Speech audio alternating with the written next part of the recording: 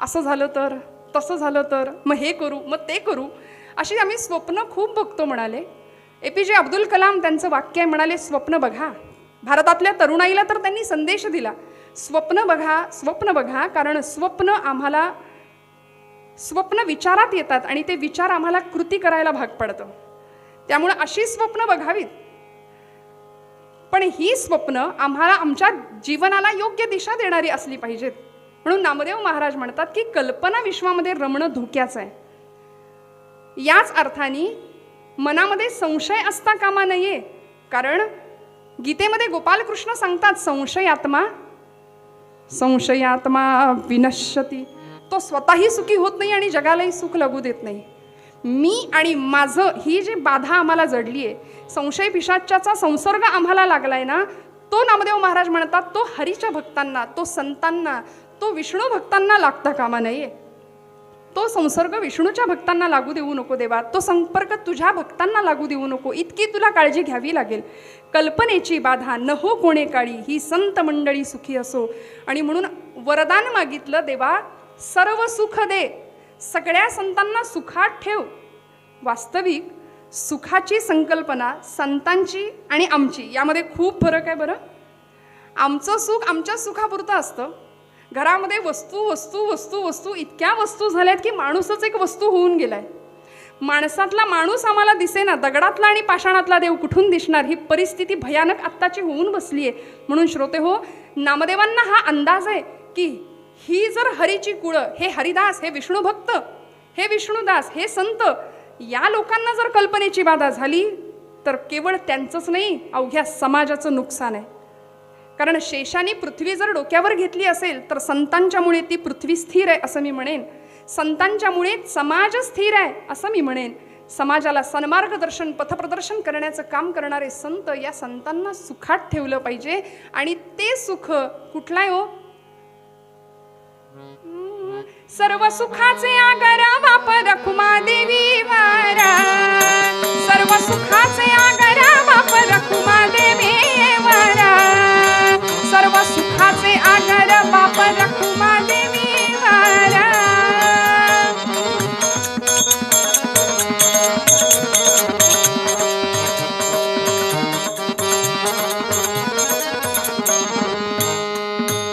तो हा विठ्ठल बरमा, तो हा माधव बरवा, तो हा विठ्ठल बरवा, तो हा माधव बरवा, तो हा विठ्ठल बरवा, तो हा माधव बरवा, तो हा विठ्ठल बरवा, तो हा माधव बरवा.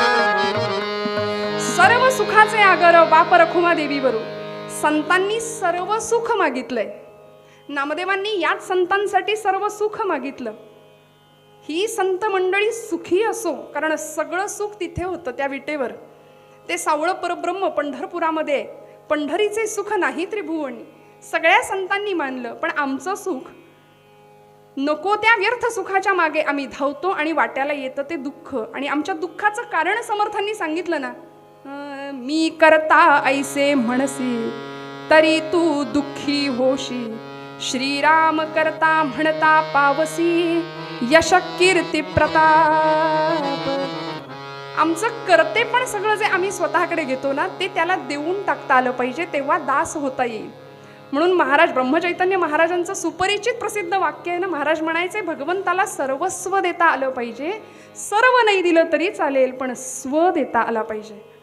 आज आमचं झालंय असं मी माझं ही जी आम्हाला कल्पनेची बाधा जडली आहे, हा संशय आमच्या मनामध्ये निर्माण झालाय. आणि त्या संशयामुळे आम्ही भ्रमात अडकलो. आणि भ्रमात जर आमची बुद्धी अडकली असेल तर आम्हाला अंधत्व यायला वेळ नाही लागत. आणि मग अंध माणसासमोर परमेश्वर जरी चतुर्भुज रूपामध्ये उभा ठाकला तरी त्याचा काही उपयोग नाही, त्याला तो दिसणारच नाहीये. त्यामुळे नामदेव महाराज म्हणतात की माझ्या या संत भक्तांना, हरिभक्तांना कल्पनेची बाधा होऊ देऊ नकोस. माझं करता करता सर्वस्व असलेला पांडुरंग परमात्मा याचा विसर पडू देऊ नकोस. आणि मग या मनाची चंचलता किंवा हे मन अशा पद्धतीने जर भरकटत गेलं, संभ्रांत अवस्थेमध्ये गेलं, तर पुढची पायरी, पुढचा धोका आहे, पुढची रिस्क आहे. नामदेव महाराजांना सांगावं लागलं पांडुरंगाला की भगवंता, एकदा मनाला कल्पनेची बाधा जडली की पुढे त्याला अहंकार व्हायला वेळ नाही लागत, म्हणून आता जबाबदारी देवा तू घे. अहंकाराचा वारा न लागो राजसा, माझ्या विष्णुदासा भाविकासी. अहंकाराचा स्पर्शही होता कामा नये. कुणाला? विष्णुदासांना. कारण नामदेव महाराज जाणून होते अज्ञानी माणसाला अहंकार होण्याची शक्यताच नाही. अहंकार होतो तो ज्ञानी माणसालाच. म्हणून नवल अहंकाराची गोठी, विशेषे नलगे अज्ञाना पाठी. सज्ञानाचे झोंबे कंठी, नाना संकटी नाचवी. नवल अहंकाराची गोठी माझी माऊली म्हणते. अहंकार कुणाला होतो? ज्ञानी माणसालाच होतो, अज्ञानी माणसाला होत नाही. आणि म्हणून ही जी ज्ञानी मंडळी आहेत यांना अहंकार होऊ नये याची जबाबदारी तू घे. समर्थ रामदास स्वामी म्हणतात, जेणे मक्षिका भक्षिली जाणीवेची, तया भोजनाची रुची प्राप्त कैची. अहम भाव ज्या मानसीचा विरेना, तया ज्ञान हे अन्न पोटी जिरेना. जय जय रघुवीर समर्थ. सुग्रास पदार्थांचं भोजन स्वीकारलं आणि अचानक मनामध्ये कल्पना आली, जाणीव आली की बहुतेक एक माशी गेलीये पोटात. खाल्लेलं सगळं उलटून पडायला वेळ नाही लागत. तसं अज्ञानी माणसाला अहंकार होऊ शकत नाही, ज्ञानी माणसाला अहंकार होतो. म्हणून नामदेव महाराज म्हणतात, अहंकाराचा वारा न लागो राजसा, माझ्या विष्णुदासा भाविकासी. आणि शेवटी मग सर्वसमावेशक उदात्त मागणं मागितलं. देवा यांच्यासाठी दिलंस रे, आता नामा म्हणे तया असावे कल्याण. एक काम कर ना देवा, सगळ्यांचंच कल्याण कर. कारण आईचा कळवळा होता, माऊलीचं अंतःकरण होतं. सगळ्यांचंच कल्याण कर, पण कुणाचं? ज्याच्या मुखामध्ये तुझं नाम आहे, ज्या मुखी निधान पांडुरंग, ज्याच्या आयुष्याचं निधान, ज्याच्या आयुष्याचं ध्येय गंतव्य फक्त आणि फक्त तू आहेस ना, त्यांचं सगळ्यांचं कल्याण कर. पण श्रोते हो, अलीकडे आम्हाला सगळं आठवतं पण तो आठवत नाहीये. निधान आयुष्याचं ते असलं पाहिजे अशी अपेक्षा संतांची आहे. सध्या सेल्फीचं युग आहे ना. लोकांनी आम्हाला चांगलं म्हणावं ही अपेक्षाच नाही, आपणच आपल्याला चांगलं म्हणायचं सारखं. त्यामुळे या सगळ्यामध्ये आम्ही इतके अडकलो आहोत, माणूस माणसापासून दूर जातोय. कोरोनाच्या आपत्तीमुळे तर अजूनच ते अंतर वाढलं, भावनिक वाढलं, शारीरिक वाढलं, मानसिक वाढलं. संतांनी संवेदनशीलतेने जगाकडे यासाठी पाहिलं की माणसातलं देवत्व त्यांना जागं करायचं होतं. आणि म्हणून ती संवेदनशीलतेची भाषा जगाला कळावी. सगळे भरीचे भक्त गुण्यागोविंदांनी राहावेत, समाज पुढे सरकावा ही अपेक्षा होती संतांची. आज आम्ही शब्दांमध्ये पूर्वीच्या काळी चिन्हांची भाषा असायची, आता पुन्हा आम्ही उलटे चाललोत. कारण फेसबुक अकाउंट प्रत्येकाचं आहे, व्हॉट्सॲपवर प्रत्येकजण चॅटिंग करतो. नको त्या गोष्टींचा धुमाकूळ आज फेसबुकवर सुटला आहे, आपण पाहतो. नको ती थिल्लर चॅलेंजेस आम्ही स्वीकारतोय. खरं चॅलेंज आम्हाला समर्थांनी शिकवलं, जगाचा तो भार आपुल्या शिरावर ऐसे थोडे तर वाटो द्या हो. हे चॅलेंज घ्या, संतांनी सांगितलं आम्हाला. पण आम्ही नको त्या गोष्टींमध्ये, आजूबाजूला इतकं मृत्यूचं भीषण तांडव सुरू असताना सुद्धा ती थिल्लर गोष्टींमध्ये गुंतून राहतो. याचा संतांना खेद वाटतो श्रोते हो. पांडुरंगाला कळवळून आर्जव करतात की बाबा रे, या सगळ्यांचं कल्याण कर, यांना बुद्धी दे, या सगळ्यांचं कल्याण कर, ज्या मुखी निधान पांडुरंग. मी म्हटलं आपण चिन्हात बोलायला लागलो, भाषा गेली. बघा ना व्हॉट्सॲपला ओके, आता तो ओके पण नाही, आता नुसता के. एकच गुच्छ, श्रद्धांजलीलाही तोच, वाढदिवसालाही तोच. आम्ही सीमित झालो आणि जगामध्ये सगळीकडे दिसतंय ते मर्यादे पलीकडचं जीवन दिसायला लागलं. स्नेहाचा पदर, नात्याची कदर नाही राहिली. आणि म्हणून कीर्तन आहे श्रोते हो, म्हणून कीर्तन आहे. नामदेवांनी कीर्तनाच्या माध्यमातून हीच भक्तीची पताका जनमानसामध्ये रुजवली. आणि आज याच कीर्तनाच्या माध्यमातून समाज तरला तर तरू शकेल ही खात्री आहे संतांना. म्हणून अशा संतांना, अशा हरिभक्तांना, अशा हरिदासांना देवा तू मोठं कर. त्यांना अहंकाराचा वारा लागू देऊ नकोस, त्यांना कल्पनेची बाधा होऊ देऊ नकोस. आणि ज्याच्या ज्याच्या मुखामध्ये तुझं नाम आहे त्यांचं सगळ्यांचं कल्याण कर पांडुरंगा. हे उदात्त मागणं नामदेव महाराज पूर्वरंगामध्ये आपल्या मूळ पदामध्ये अभंगामध्ये सांगतात. हे निधान कुणासमोर होतं, हे ध्येय कुणी समोर ठेवलं? एकमेव कृष्णचंद्र परमात्मा, एकमेव पंढरीश पांडुरंग. एवढंच निधान समोर ठेवून आयुष्यामध्ये जी अवतीर्ण झाली होती, जिने अवतार घेतला होता त्याच परब्रह्मामध्ये मिसळण्यासाठी, तिने कशा पद्धतीने त्याला प्राप्त करून घेतलं उत्तर भागामध्ये बघूया. पूर्वरंगात इथेच थांबते. सध्याचा वऱ्हाड प्रांत किंवा विदर्भ प्रांत आपण म्हणतो, आणि त्यामधलं अमरावती शहर, पूर्वीचं कुंडिनपूर. आणि या विदर्भ प्रांताचा हा राजा भीष्मक, प्रजेवरती पुत्रवत प्रेम, प्रजाहित दक्ष, अतिशय उदार उदात्त विनयशील स्वभावाचा, सदाचरणी. त्यामुळे प्रजेमध्ये कुणीही दुःखी नाही, सर्वांच्या चेहऱ्यावर आनंद आहे. पण चिंतेत होता तो स्वतः राजा, चिंताग्रस्त होता राजा भीष्मक आणि त्याची पत्नी शुद्धमती. दोघंही चिंतेत आहे आणि कारणही तसंच होतं हो. राजा असो किंवा एखादा सर्वसामान्य माणूस असो, गरीब माणूस असो, तो चिंतेत पडतो. त्याला एक सामान्य समान कारण आहे, ते म्हणजे पोटी कन्यारत्न असेल आणि ती कन्या गुणी असेल, सुशील असेल, सुंदर असेल, रूपवान असेल, तर पित्याच्या हृदयाला, काळजाला काळजीची कात्री लागते, असं मोरोपंतांची आर्य आहे. उपवर कन्या होता, उपवर कन्या होता, पितयाच्या काळजास कातरते. कातर सासर सागर जाय कशी पार, हेची कातरते. त्या सासर रूपी सागरामधले जे काही प्राणी आहेत, म्हणजे माणसंच ती, पण प्राण्यासारखं कधी कधी वर्तन करतात. मग म्हणाले त्या सासर रूपी सागरामध्ये कशी काय ही तरुण जाईल. उपवर कन्या होता, पितयाच्या काळजास कातरते. काळजीची कात्री लागली. आणि खरं आहे श्रोते हो, पिता आणि मुलगी हे नातंच इतकं अलौकिक आहे ना. परमेश्वराने काय निर्माण केलंय हो. मी नेहमी सांगते, मुलगी ही पित्याच्या मर्मबंधातली ठेव असते. तिथे फक्त समर्पण आहे. मुलगा म्हटलं की थोडंसं देणं घेणं, देवाणघेवाण होते, पण मुलगी म्हटलं की फक्त समर्पण आहे, फक्त त्याग आहे. कारण कुठलीही मुलगी कितीही जरी वय झालं तरी सुद्धा कन्यादान करताना लग्न मांडवामध्ये, विवाह मंडपामध्ये ढसढसा रडलेला बाप कधीच विसरू शकत नाही, कधीच विसरू शकत नाही.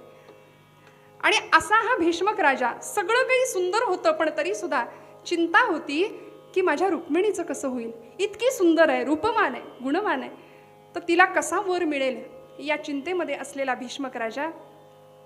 5 मुलं आहेत, वर्णन केलं. रुक्म्यग्रजो रुक्मरथो रुक्मबाहुरनन्तरः रुक्मकेशी रुक्ममाली रुक्मिण्येषा स्वसा सती.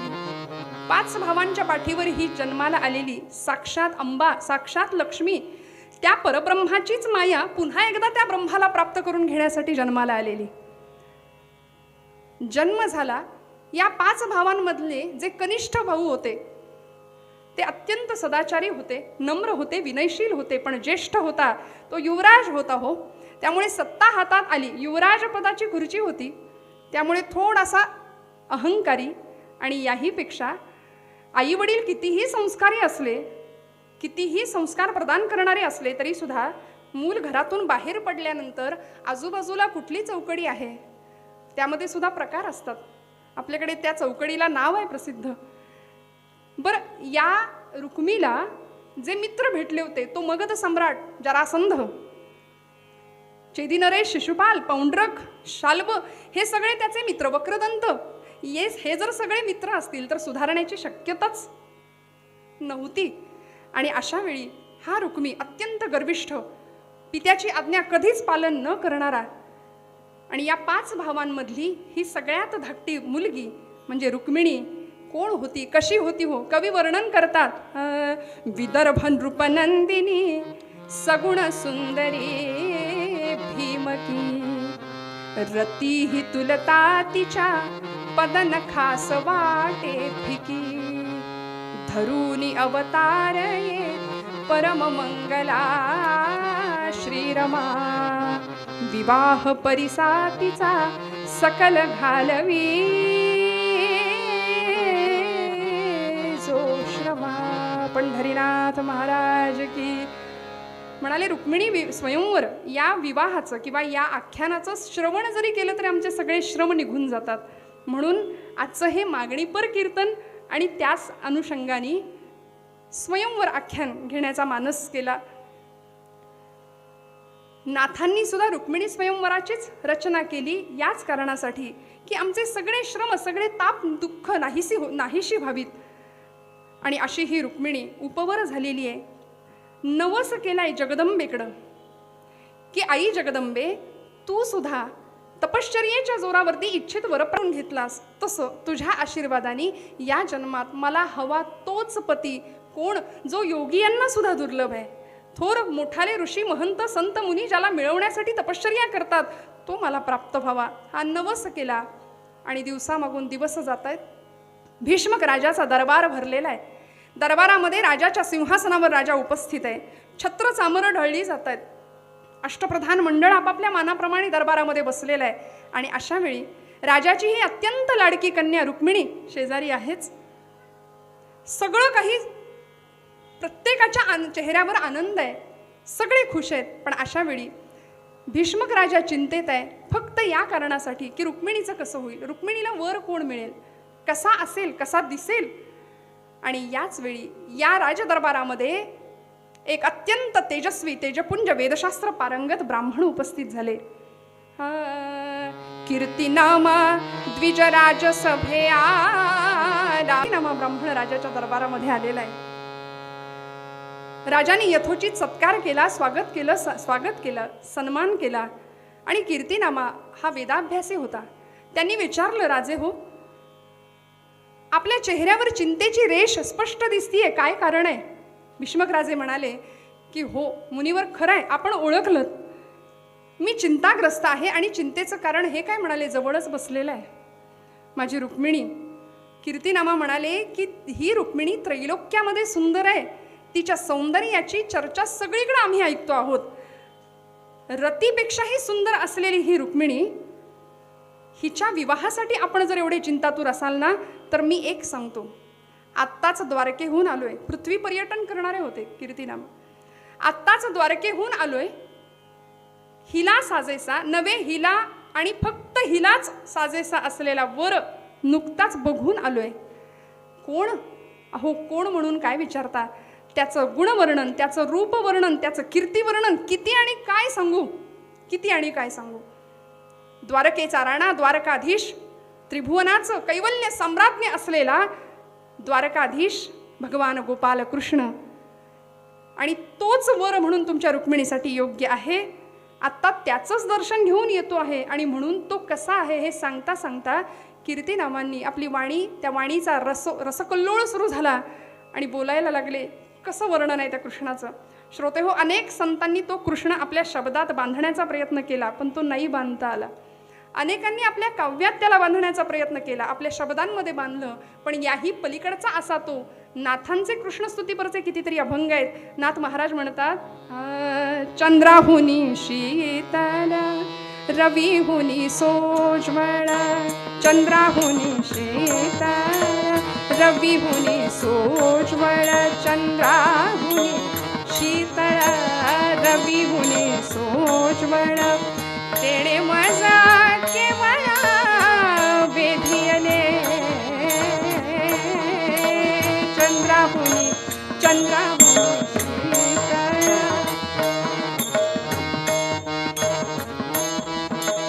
सावळा देखियला नंदाचा नंदन, राजस सुकुमार मदनाचा पुतळा.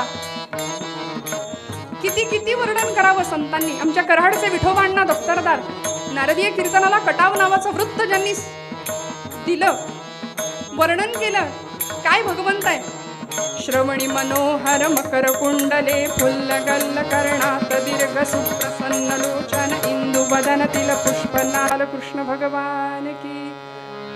भगवंतांचं वर्णन सुरू आहे. दरबारातला प्रत्येक जण मंत्रमुग्ध होऊन गेलाय. कीर्तिनामा भक्ती उद्रेक झाला होता, आवेगात बोलत होते, सगळ्या रसांचा कल्लोळ होत होता. आणि अशा वेळी प्रत्येकाच्या डोळ्यातनं कधी अश्रुधारा व्हायला लागल्या कळलं नाही. रुक्मिणी तिच्या तर हृदयामध्ये साक्षात कृष्णमूर्त प्रकट झाली, भक्तिप्रेमाचा उद्रेक झाला आणि काही क्षणातच रुक्मिणी मूर्छित झाली. तिची बाह्यस्फूर्ती मावळून गेली, मूर्छित झाली आणि धरणीवर कोसळली. दासी धावल्या, राजकुमारीला रुक्मिणीला धरलं, तोंडावर पाणी मारलं. कुणी वारा घालते. राणी शुद्धमती आली, आपल्या लेकीची दृष्ट तर लागली नसेल ना म्हणून दृष्ट काढली. आणि या प्रसंगामध्ये हे वर्णन ऐकून, त्याच्या गुणांचं, त्याच्या कीर्तीचं, त्याच्या शौर्याचं, त्याच्या रूपाचं वर्णन ऐकून जर रुक्मिणीची ही अवस्था झाली असेल, तर आता मात्र हीच रुक्मिणी कृष्णालाच द्यायची. हा निर्णय दोघांचाही, राजा राणीचा पक्का झाला, सर्व दरबारचा हा निर्णय पक्का झाला. राजा तर म्हणत होता की कन्यादानासारखं दुसरं पुण्य नाही. कन्यादान आपल्याकडून घडतंय आणि तेही दान जर कृष्ण परमात्म्याला घडत असेल तर आपलं पुण्य त्रैलोक्यात सामावणार नाही. त्यामुळे आता हा निर्णय पक्का झाला आणि सगळीकडे कृष्ण आणि रुक्मिणीच्या विवाहाची चर्चा सुरू झाली. पण जसं विवेकापुढे गर्व आणि मद आड येतात, सद्बुद्धीपुढे काम आणि क्रोध आड येतात, तसं रुक्मिणी आणि भगवान गोपालकृष्ण यांच्या विवाहापुढे रुक्मी आड आलाय. दरबारामध्ये ऐकलं मात्र की रुक्मिणी कृष्णाला द्यायची असा संतापून चवताळून उभा राहिला आणि राजाला सांगतो, राजे काय ऐकतोय मी? आपण छत्र चामर मंडित राजे आहात, क्षत्रिय कुलावतंस आहात, आणि काय शोधून शोधून जावई शोधला हो? तो गवळी, तो कृष्ण. अहो त्याच्या जन्मपत्रिकेचा पत्ता नाही, त्याच्या कुळाचा पत्ता नाही, त्याच्या गोत्राचा पत्ता नाही. काल यवनाला पाहून जो युद्धभूमीतून पळ काढतो तो कसला वीर हो? कसलं गुणवर्णन ऐकता आणि कुणाला देता आपली रुक्मिणी? रुक्मीची कृष्ण निंदा अशा पद्धतीची चालू झाली. रुक्मी सांगतोय कसा आहे तो कृष्ण?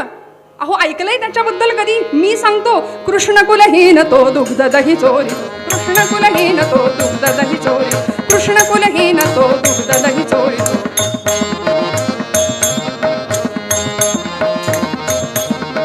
कृष्ण कुलहीन तो दुग्ध दही चोरितो, खिल्लरे राखितो गवळियांची, खिल्लरे राखितो गवळियांची, कृष्ण कुलहीन तो दुग्ध दही चोरितो. नंद वसुदेव हे जनक असते तया, नंद वसुदेव हे जनक असते तया, मारिली पूतना नारी असुनी, मारिली पूतना नारी असुनी, कृष्ण कुलहीन तो दुग्ध दही चोरितो. कृष्ण कुल कृष्ण कुल कृष्ण कुल. अहो दूध दही चोरणारा, गोपींची वस्त्र चोरणारा, वस्त्र पळवणारा नव्हे. याला पिता सुद्धा दोन, माता सुद्धा दोन. कोण म्हणतं नंदाचा, कोण म्हणतं वसुदेवाचा. आणि पुतनेसारख्या स्त्रीला मारणारा हा कसला हो पराक्रमी? हा कसला पराक्रमी? रुक्मीचं हे ऐकलं. भीष्मक राजा रुक्मीला सांगत होते, रुक्मी अरे वेड्या, तुझ्या बुद्धीची कीव करावीशी वाटतीये मला. धन्य आहे म्हणाले तुझे बुद्धी. वेड्या, रत्नाची पारख करायला रत्न पारखीच लागतो. तुझ्यासारख्या मूढाला आणि मूर्खाला ते कळणार नाही. पण तरी सुद्धा भीष्मक राजाच्या समोर रुक्मी हट्टाला पेटला होता की कुठल्याही परिस्थितीमध्ये रुक्मिणीला कृष्णाला देणार नाही. मी चेदी नरेश असलेला माझा मित्र शिशुपाल याची निवड केली आहे रुक्मिणीसाठी. भीष्मक राजा म्हणाले, तूही काय निवडून निवडून शोधून शोधून अगदी दिवटा शोधून काढलायस? शिशुपालाला देणार रुक्मिणीला? अरे वेड्या, कृष्णासारखा शौर्य, गुण आणि सगळ्याच बाबतीमध्ये पराक्रमी असलेला, सर्व गुण संपन्न असलेला पुरुषोत्तम जगात नाही. वेड्या, सगळ्या जगाचा सखा असलेला तो कृष्ण, त्याला डावलून हा असला सखा आणतो समोर, शिशुपालाला देईन म्हणतोस रुक्मिणीला. पण रुक्मीच्या हट्टासमोर भीष्मक राजाचं काहीच चाललं नाही. भानावर आलेल्या रुक्मिणीला शेवटी भीष्मक जाऊन भेटले आणि भीष्मक राजांनी सांगितलं, रुक्मिणी वेडे, कृष्णावर तुझं मन जडले हे आम्ही जाणतोय. आमचीही तीच इच्छा आहे की कृष्ण परमात्मा जर आम्हाला जावई मिळाला तर आमचं भाग्य त्रैलोक्यात दुसरं असू शकत नाही. त्यामुळे रुक्मिणी, आज रुक्मी आपलं ऐकायला तयार नाहीये, तो त्याच्या मार्गाने जातोय. पण वेडे, तू थांबू नकोस. कृष्णाला प्राप्त करून घेण्याचा तुझा मार्ग तुला शोधावा लागेल. माझा पूर्ण आशीर्वाद आहे तुला. भीष्मकांनी रुक्मिणीची समजूत काढली. पण रुक्मिणीला ज्यावेळी कळालं की शिशुपालाशी आपला विवाह व्हावा या तयारीमध्ये दुर्योधन आहे, विवाहाची जय्यत तयारी सुरू आहे, त्यामुळे रुक्मिणी प्रचंड व्याकुळ झाली आहे, आर्त झाली आहे. की भगवंताशीच आपला विवाह व्हावा, कारण त्यासाठीच तर हा सगळा घाट घातला होता. त्यासाठी अवतीर्ण झाले माया रुक्मिणी स्वरूपामध्ये त्या परब्रह्माला प्राप्त करून घेण्यासाठी. आणि तो जर मिळणार नसेल तर या देहाचा किंवा या अवताराचा उपयोग काय? म्हणून व्याकुळ झालीये. सगळ्या सख्यांना विचारतीये काय झालं. आत्ता वर्णन ऐकत होते त्यांचं, त्यांच्याशीच माझा विवाह होणार ना. दासी सख्या म्हणतायत राजकुमारी तुमचा विवाह त्याच्याशी होणार होता, पण आता शिशुपालाशी विवाह निश्चित झालाय म्हटल्यानंतर रुक्मिणीची अवस्था फार विलक्षण आर्त झाली. व्याकुळ स्वरामध्ये कृष्णाची विनवणी करते. आणि काय अवस्था आहे.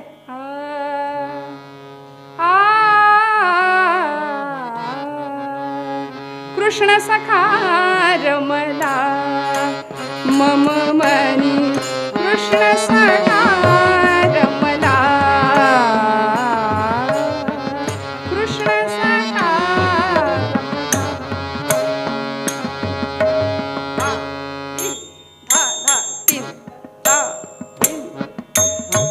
रमला मम मनी कृष्ण सखा रमला न चरणी आप्तमधा सजला मम मनी कृष्ण सखा रमला रमला रमला रमला.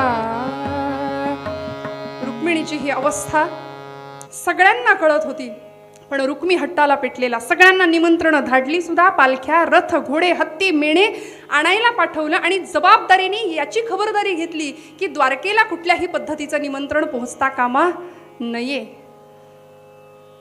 पण रुक्मिणीने त्या क्षणी तातडीने निर्णय घेतला. राज्याचे कुलपुरोहित असलेले सुदेव यांना बोलावून घेतलं. वेदशास्त्र संपन्न सदाचरणी वेदाभ्यासी असलेले सुदेव धावत आले. राजकुमारीची सगळी परिस्थिती समजून घेतली, तिची व्यथा तिची ती व्याकुळता अनुभवली, पाहिली आणि म्हणाले रुक्मिणी काळजी करू नकोस, मी नक्की आणतो कृष्ण परमात्म्याला. अगं माझं जन्मोजन्मीचं भाग्य आज फळाला आलंय का? कारण योग्यांना दुर्लभ असलेला तो परमात्मा त्याचं सगुण साकार रूप आज मला तुझ्या निमित्ताने भेटायला बघायला मिळणार आहे. रुक्मिणी माते तुझीच खरं तर माझ्यावर अनंत कृपा आहे, अनंत उपकार आहेत. मी खात्री देतो मी आत्ता जातो आणि भगवान गोपालकृष्णांना घेऊन येतो. अगं गजेंद्राने हाक मारली, गजेंद्रासारख्या पशूंनी हाक मारली तर त्यांनी उडी घालायला वेळ नाही लावला. तो आला, तुझी तर हाक तो नक्कीच ऐकेल, काळजी करू नकोस. फक्त त्याला जाऊन काय सांगू तेवढं सांग म्हणजे झालं. रुक्मिणी सांगतेय महाराज आपण श्रेष्ठ आहात, आपण विद्वान आहात, वेदाभ्यासी आहात, तेव्हा तिकडे जाऊन काय बोलायचं हे आपणच ठरवा.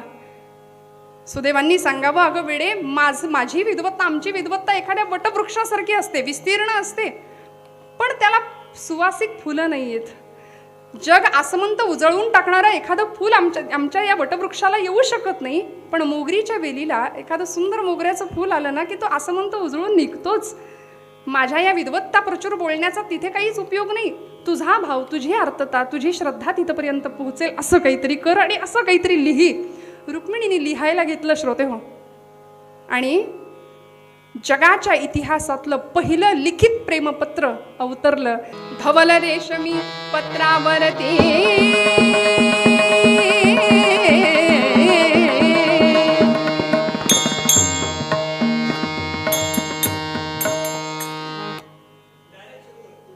हा नको उठाव नको. धवल रेशमी पत्रावरती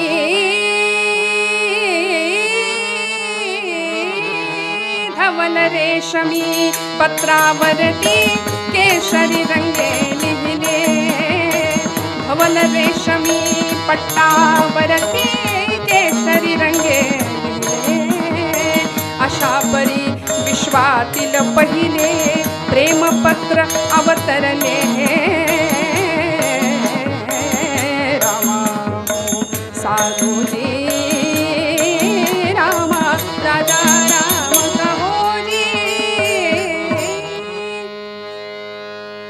अशा वस्त्रावरती केशराच्या रंगाने लिहिलं रुक्मिणीने.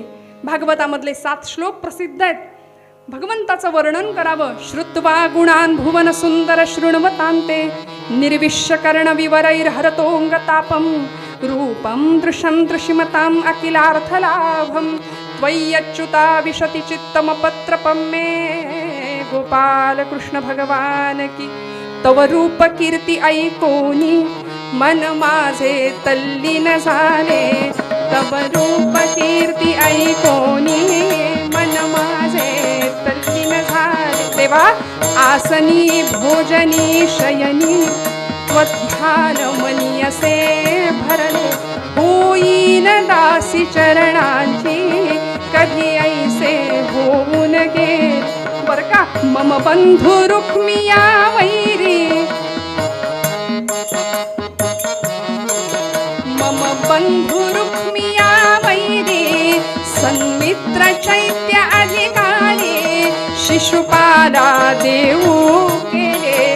नवरी मी शिशुपालाला नवरी मी शिशुपालाला नवरी मी श्रीकृष्णाला नवरी मी शिशुपालाला नवरी मी श्रीकृष्णाला.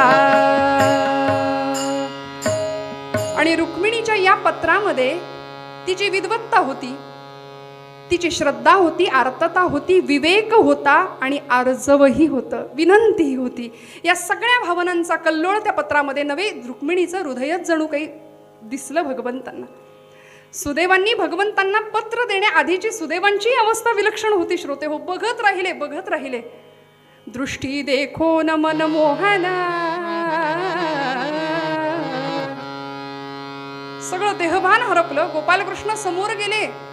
कार्य काय ते विसरे ब्राह्मण. भगवंत जवळ आले, गदगदा हलवलं, म्हणाले काय, कोण आपण, कशासाठी आला आहात, इथे येण्याचा हेतू काय हे तू मला सांग म्हणाले.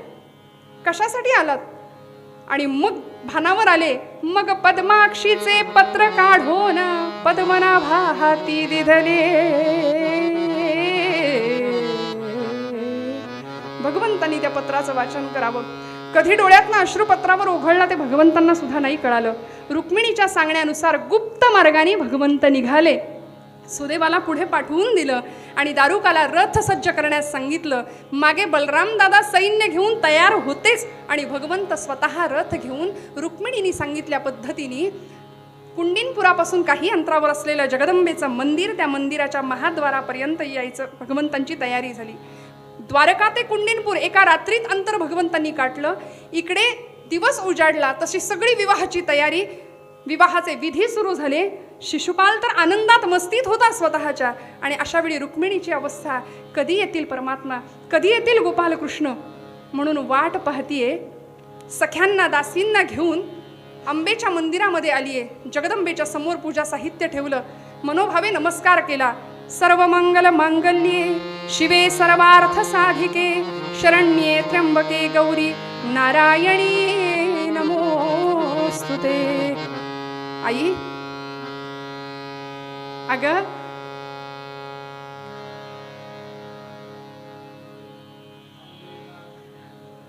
अंबेला नमुनी म्हणे कन्येला प्रसवतात ज्या माता, त्या लटिक्या तुची खरी कृष्णाची तुझ योग्य होईल ज्या माता. तोच तुझ्यासाठी जावई म्हणून योग्य आहे. बरं आई कृपा कर म्हणून नमस्कार करावा. चरणांवर मस्तक टेकलं आणि जगदंबेच्या गळ्यातली नीलकमळांची माळा रुक्मिणीच्या गळ्यामध्ये येऊन पडली. शुभशकून मिळाला. निश्चित झाला संकल्प की आता हीच माळ कृष्णांच्या गळ्यामध्ये घालणार. म्हणून वळली माघारी तसे गोपालकृष्ण समोर रथामध्ये उभे असलेले, सज्ज असलेले दिसले. रुक्मिणी रथामध्ये चढण्यासाठी भगवंतांनी स्वतः आपला हात दिला. रुक्मिणी रथामध्ये चढली आणि खऱ्या अर्थी ज्यासाठी हा सगळा अट्टाहास होता ते परब्रह्माचं आणि त्या मायेचं मिलन झालं. रुक्मिणीने भगवंतांच्या गळ्यामध्ये ती पुष्पमाला अर्पण केली.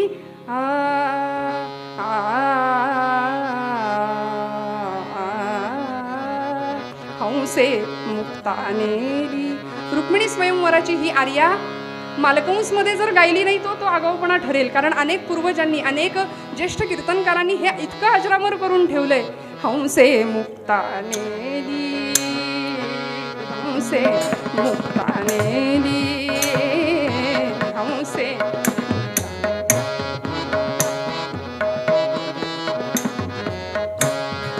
नेली, हंसे मुक्तानेली नेली. मग केला कलकलाट काकानी, हाकानी नभ भरले, हाकानी नभ भरले.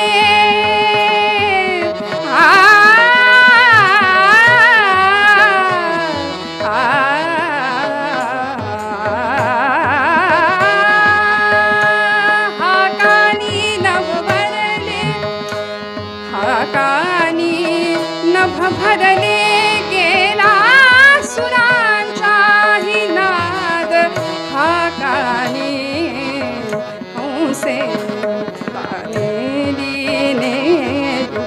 हंसे मुक्तानेली, मुक्तानेली, मुक्तानेली.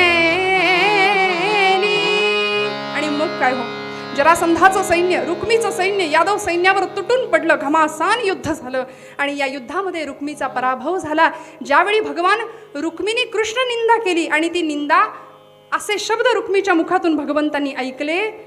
रुक्मी सांगत होता की कृष्णा, अरे चोरट्या, माझ्या बहिणीला पळवून नेताना तुला लाज नाही वाटली? रुक्मिणी, तू याच्यासोबत जाऊन तुझ्या भावाचा अपमान केलायस ना, तर लक्षात ठेव, भविष्यामध्ये याचा आणि तुझा वियोग झाल्याशिवाय राहणार नाही. एवढं ऐकलं मात्र आणि कृष्णांनी याचा वध करण्याच्या तयारीने सज्जता केली. त्यावेळी रुक्मिणी आर्त स्वरामध्ये भगवंतांना प्रार्थना करते की देवा, कसाही असला तरी माझा भाऊ आहे, कसाही असला तरी आपल्या विवाहामध्ये हे विघ्न का आणता, त्याला अभय द्या.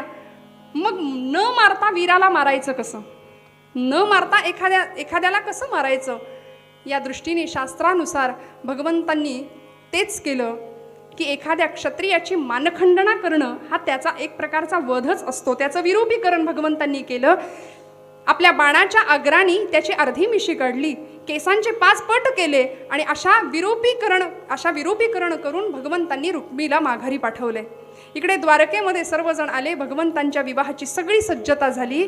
कन्यादानासाठी तिकडे भीष्मक राजाला आणि राणी शुद्धमतीला सुद्धा बोलावून आणलं आणि द्वारकेपासूनच काही अंतरावर भगवंतांच्या विवाहाची सिद्धता झाली. लग्न मंडप सजला, मंगल अक्षता डोक्यावर पडल्या आणि मग काय हो, नामदेवांनी सांगितलेल्या या अभंगानुसार प्रत्येकाने जे जे केलं ते फळ त्याला मिळालं. आकल्प आयुष्य भावे तया कुळा, माझी या सकळा हरीची या दासा, नामदेव महाराज म्हणतात. तर अशा हरीच्या दासांना, या दासांचं कल्याण व्हावं, रुक्मिणीचं कल्याण झालंच. ज्यामुखी निधान पांडुरंग, ज्या न्यायाने रुक्मिणी कृष्ण स्वरूप झाली होती, अवघं जीवन कृष्णाला वाहिलं होतं. ज्यामुखी निधान पांडुरंग, नामा म्हणे तया असावे कल्याण. कल्पनेची बाधा न हो कोणे काढी, ही कल्पना, हा भ्रम, या रुक्मिणीशी माझा विवाह होईल, या भ्रमामध्ये असलेला तो वेडाचेदी नरेश शिशुपाल, त्याचीही अवस्था काय झाली महाभारत आपण जाणता. 151 अपराधाला भगवंतांनी सुदर्शन काढलंच. आणि अहंकाराचा वारा न लागो राजसा, नामदेवांची कळकळी यासाठीच आहे. तो अहंकार त्या रुक्मीला झाला ना, युवराज पदाचा, सत्तेचा अहंकार झाला. त्यामुळे खरं परब्रह्म विसरला आणि नको त्या गोष्टींच्या आहारी गेला, मागे लागला. त्यामुळे तेही नुकसान झालं. म्हणून नामदेव महाराज म्हणतात की नामा म्हणे तया असावे कल्याण, ज्यामुखी निधान पांडुरंग. आणि मग काय हो, अक्षता पडल्या. कस्तुरी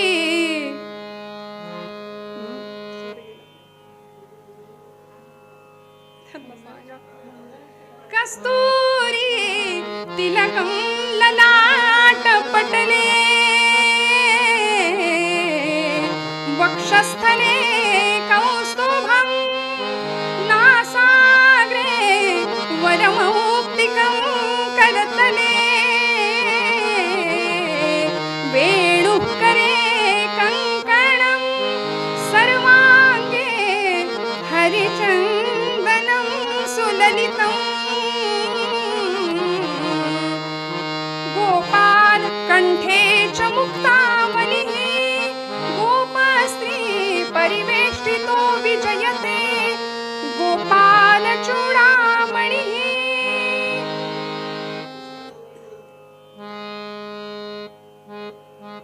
सर्वांगे हरिचन्दनं सुललितं,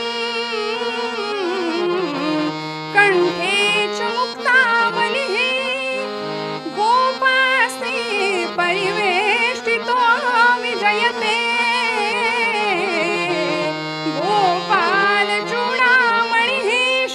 मन सावधान। गोपाल कृष्ण भगवान की जय, जगदंबा माता की जय, जय रघुवीर समर्थ। गोपाल कृष्ण भगवान की जय। कृष्ण परमात्मा आणि जगन्माता आदिमाया आदिशक्ती असलेली रुक्मिणी माता यांचं मिलन झालं। परब्रह्म आणि माया या युगामध्ये या रूपामध्ये पुन्हा एकदा परस्परांना भेटले आणि मग काय हो, मग झालं लग्न।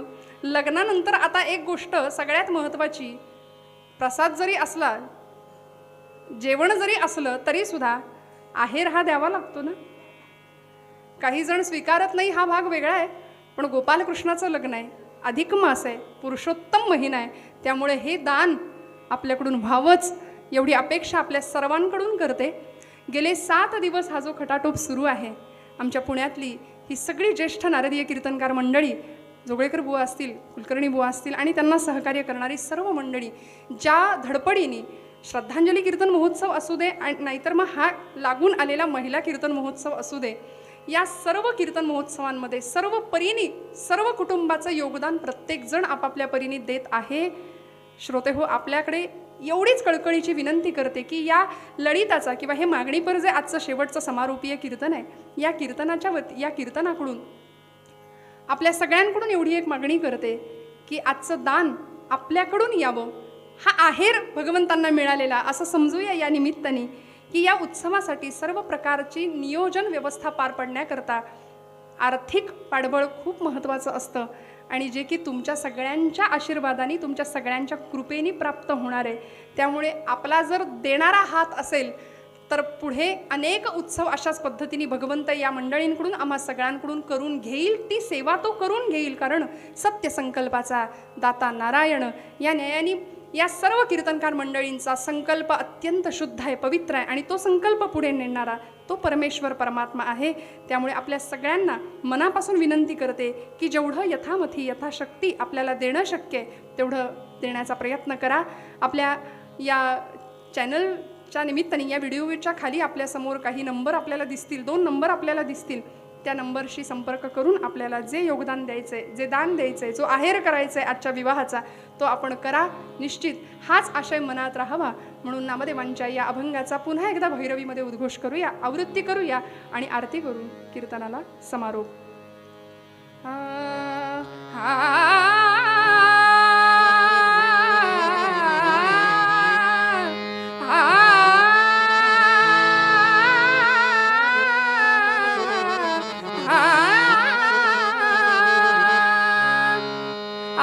आकल्पायुष भावे तया कुळा, आकल्पायुष भावे तया कुळा, आकल्पायुष भावे तया कुळा।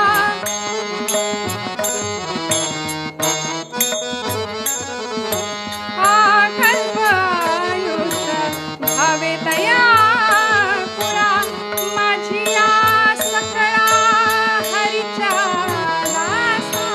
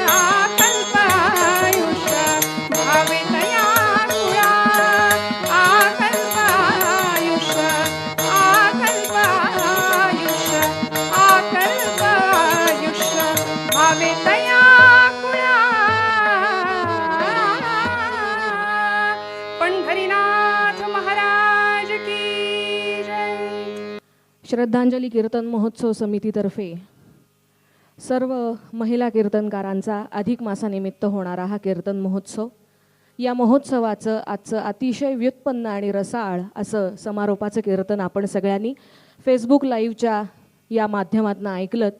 याकरता, या कीर्तन महोत्सवाकरता पुणे दर्पण या लाईव्ह चॅनलच्या सहकार्याने आम्ही आपणा सर्व श्रोत्यांपर्यंत, मग ते भारतातले असतील, भारताबाहेरचे असतील, अशा अनेक कीर्तनप्रेमींपर्यंत आम्ही सगळे पोचू शकलो आहोत. मंडळी, एखादा महोत्सव करायचा असतो तेव्हा त्या महोत्सवाला अगदी खारीच्या वाट्यापासून रामचंद्राच्या शिवधनुष्यापर्यंत सगळं काही लागत असतं आणि या प्रत्येक गोष्टीचा जर विचार केला तर हा महोत्सव सुफळ संपूर्ण होण्यासाठी आम्हाला अनेकांचं सहकार्य लाभलेलं आहे.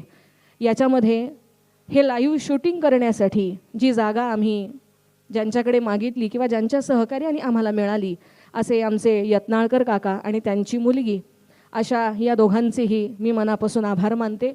त्याचबरोबरीनं एक गोष्ट या महोत्सवाची आपल्याला अगदी निक्षून कळली असेल, लक्षात आली असेल की हा महिला कीर्तनकार महोत्सव आहे.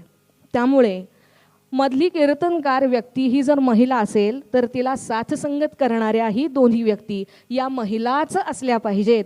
याकरता पुण्याच्या आणि पुणे परिसरात असलेल्या ज्या काही महिला कलाकार आहेत त्याच आम्ही संवादिनी साथीसाठी आणि तबल्याच्या साथीसाठी इथे बोलवण्याचा एक अल्पसा प्रयत्न केला होता. त्यांना आवाहन केलं होतं.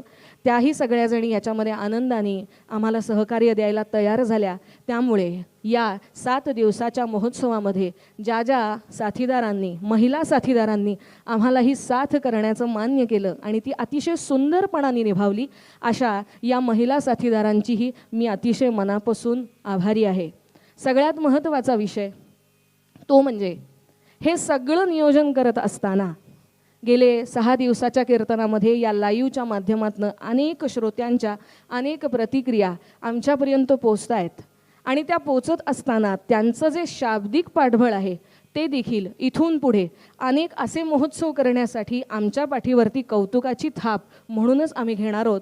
कसं असतं, कितीही मोठी संकट आली तरी मला इथे त्या कवितेचे शब्द आठवतात की मोडून पडली पाठ पण मोडला नाही कणा, पाठीवर हात ठेवून फक्त लढ म्हणा. ही जी वृत्ती आहे, ही वृत्ती आम्ही सर्व कलाकारांनी आणि आम्ही सर्व कीर्तनकारांनी अंगी बाणवली आहे. आणि म्हणूनच आलेल्या या महाभयंकर रोगाच्या साथीमधून सुद्धा केवळ चिरंतन राहतं असं हरिनाम संकीर्तन या वेगवेगळ्या रूपानं तुमच्यापर्यंत पोचवण्यासाठी आम्ही आमची ही सत्कर्माची अंजुली हातामध्ये घेतलेली आहे. ती आता श्रोत्यांच्या पायी आम्ही अर्पण करणार आहोतच या आणि इथून पुढच्या अनेक महोत्सवाच्या साथीनं.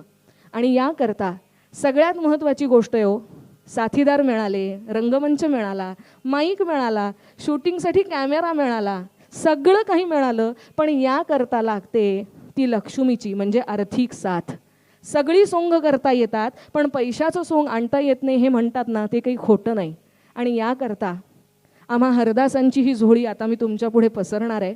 ताईंनी मगाशी सांगितलं त्याप्रमाणे हे कीर्तन चालू असताना, तुम्ही फेसबुकवर हे लाईव्ह ऐकत असताना खाली 2 व्यक्तींची नावं इथे जाहीर होत आहेत, ज्यांचे गुगल पेचे नंबर आपल्यापर्यंत पोचत आहेत. आपल्याला जर खरोखर आम्ही केलेला हा उपक्रम अतिशय स्तुत्य वाटला असेल, आपण आम्हाला सहकार्य करू इच्छित असाल तर आपलं आर्थिक सहाय्य स्वीकारायलाही आम्ही अतिशय मनापासून स्वीकारतो आहोत. आम्हाला ते मान्य आहे. शेवटी कसं आहे माहिती आहे का, कीर्तनकारानं कीर्तन जगवणं, कलाकारानं कला जगवणं हे सतीचं वाण जपण्यासारखं असतं. आणि म्हणूनच आम्हा सगळ्या तरुण पिढीकडनं, किंबहुना हे आयोजन करणाऱ्या सगळ्या ज्येष्ठ कीर्तनकार आयोजक मंडळींकडनं एवढंच सांगते, उतणार नाही, मातणार नाही, घेतला वसा टाकणार नाही. कीर्तनकार हा 2 तास कीर्तनकार असला तरी उरलेले 22 तास तो समाजाशी आपल्या इतिहासाचं, पुराणाचं सगळं काही महत्त्व पटवून देणारा एक कॉन्सिलर असतो. आणि या न्यायाने आम्ही सगळे तुमच्या पुढे उभे आहोत. आपण सहकार्य कराल यात शंकाच नाही. मी एवढं निवेदन करून रोहिणीताईंना आरतीसाठी उभं राहायला सांगते आणि आरती करण्याची विनंती करते. धन्यवाद. दान दे गा देवा तुझा विसर न व्हावा.